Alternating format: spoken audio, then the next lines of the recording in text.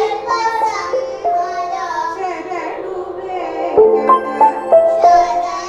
వెంకట నాయక శరణు శరణు. ముదనష్ట పలారం ఇంకో గంటకి మోగొచ్చుగా. బంగారు అంటే నా కొడుకు నిద్ర చెడగొట్టింది. గంట తర్వాత అలారం సెట్ చేసి పెట్టుకుంటే గంట తర్వాతే మోతుంది. అయినా టైం ఇప్పుడు 9 అవుతుంది. నీ సుపుత్రుడు ఇంకా లేవకుండా పందిలా పడుకున్నాడు. నువ్వు తిట్టాల్సింది వాన్నే, నిద్ర లేపా వస్తువును కాదు.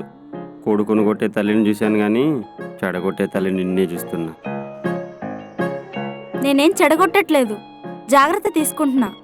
టైం దాటినా పడుకున్న వాడిని లేపకపోవడం జాగ్రత్తనా? మరి అలారం మోగిందని వాడి నిద్ర తీరకుండా నేను నిద్ర లేస్తే వాడి హెల్త్ పాడైతే వామ్మో. రోజుకి 8 గంటలకు ఎక్కువ పడుకుంటే గుండె జబ్బులు వస్తాయంట. ఇక్కడ రాశారు. అమ్మో నా కొడుకు పడుకొని 10 గంటలయింది. రేయ్ రే నాన్న లేరా, టైం 10 అవుతుంది, లేరా.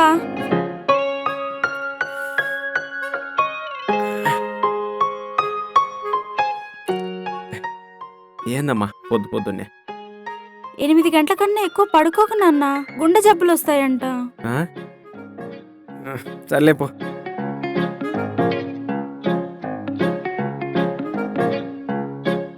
నానా వేగంగా స్నానం చేసేసి వచ్చాయి. నీకోసం వేడివేడి ఉప్మా రెడీ చేసి పెడతాను. సర్లే చేయిపో, వస్తా.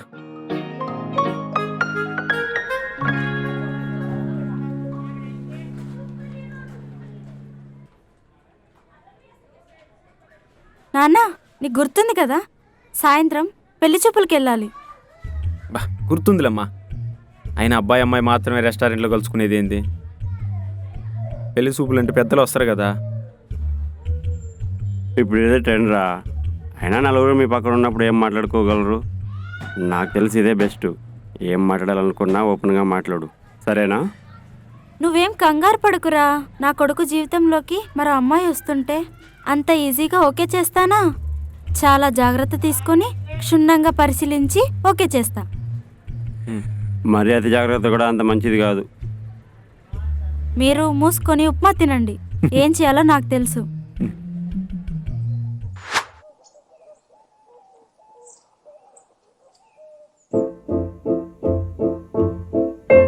సార్ నేను వెంటనే ఆర్డర్ అవసరం సార్, కొంచెం చూసుకుని ఆర్డర్ ఇవ్వండి. ఓకే.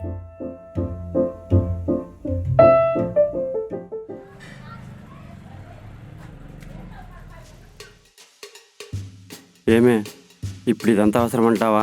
మీకేం తెలీదండి, నోరు మూసుకుని కూర్చోండి, నేను చెప్పింది చేయండి. అరే నాన్న, నువ్వు రెస్టారెంట్కి వెళ్తావు కదా, అక్కడ నువ్వు అమ్మ ఎదురెదురుగా కూర్చుంటారు కదా. అప్పుడు వెయిటర్ వచ్చి మెనూ కార్డ్ ఇచ్చేసి వెళ్ళిపోతాడు కదా. అప్పుడు నువ్వు అమ్మాయితో ఆర్డర్ ఇవ్వండి.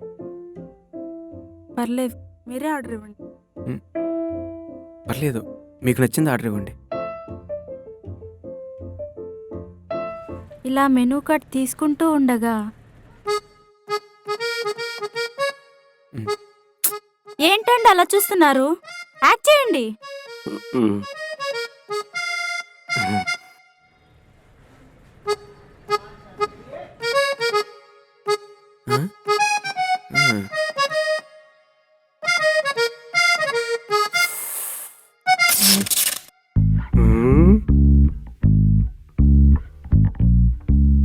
ఇలాంటి ఎక్స్ప్రెషన్ ఇచ్చిందనుకో అది పెద్ద కంచని అర్థం.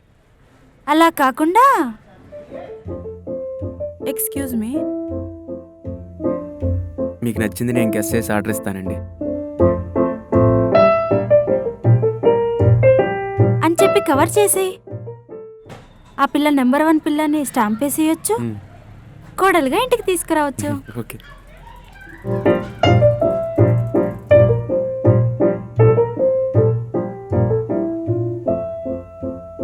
Excuse me sir. Thank you.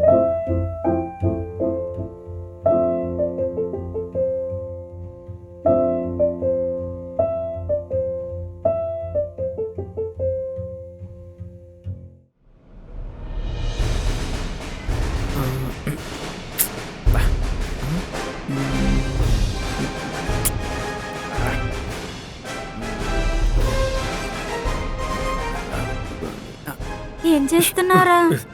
దోమలమ్మా, దోమలు కొడుతుంటేనా నైట్ కొడతాయి కదా, తోలుతున్నా. హ్మ్. అమ్మా ఏం చేస్తున్నావు? నీకు తెలియదులే, అమ్మాయి ఎంత పవిత్రమైందో నేను తెలుసుకోవాలి. నా కొడుకు విషయంలో నేను చాలా జాగ్రత్తగా ఉంటాను.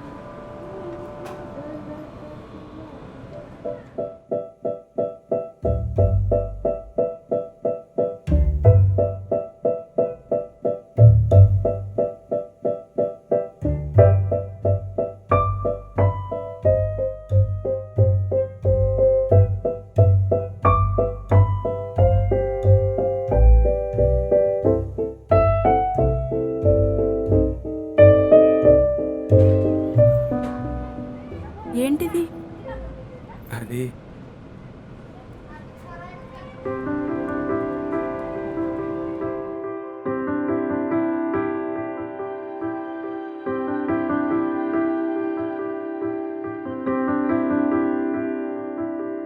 అమ్మ మాట వింటా, అమ్మ చెప్పింది చేస్తా. కానీ మా అమ్మ ఆలోచించినట్టు నేను ఆలోచించనండి. ఒక అమ్మాయి పెళ్ళికి ముందు ఒరిజినా కాదన్న విషయం ఆ అమ్మాయికి పైన ఉన్న దేవుడికి తప్ప ఇంకెవరికి తెలియదండి. మా అమ్మ అనుకున్నట్టు ఫస్ట్ నైట్ రోజు వైట్ బెడ్షీట్ ఎర్రబడితేనే ఒరిజిన్ అనుకోవడం తప్పండి. తెల్లగా ఉన్న ఒరిజిన్ అవ్వచ్చండి. మా అమ్మ 7వ తరగతి వరకు మాత్రమే చదువుకుందండి. సెక్స్లోనే ఏమని తిరుగుతుందనే భ్రమలో ఉంది. స్పోర్ట్స్ ఆడేటప్పుడు, సైకిల్ తొక్కేటప్పుడు కూడా తిరగొచ్చని ఆమెకు తెలియదండి. కొడుకు ఇబ్బంది పడతాడేమో అనుకొని అతి జాగ్రత్త తీసుకొని ఇలాంటి పనులు చేస్తుందే తప్ప తన మనసులో ఎలాంటి స్వార్థం ఉండదండి. మా అమ్మ చేసిన పని వల్ల మీకేమన్నా బాధ కలిగి ఉంటే ఆమె తరపున ఆమె కొడుగ్గా నేను క్షమాపణ చెప్తున్నానండి. అయ్యో అదేం లేదండి.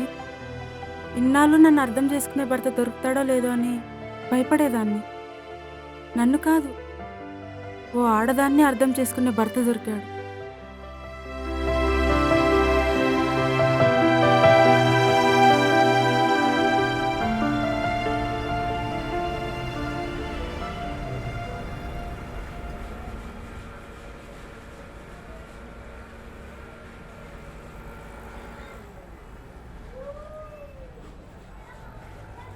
ఒరే నాన్న, మళ్ళీ నీ రూమ్లో తెల్ల బెడ్షీట్ వేస్తున్నా.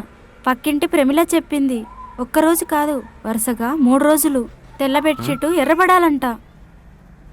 అలా ఎర్రబడితేనే నీ భార్య కన్య అంట. మ్మ్.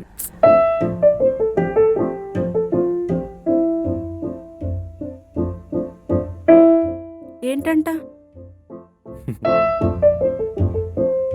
ఇంకా 2-3 నెయిల్ పాలిష్ బాటిల్స్ రెడీ చేసుకోవాలి.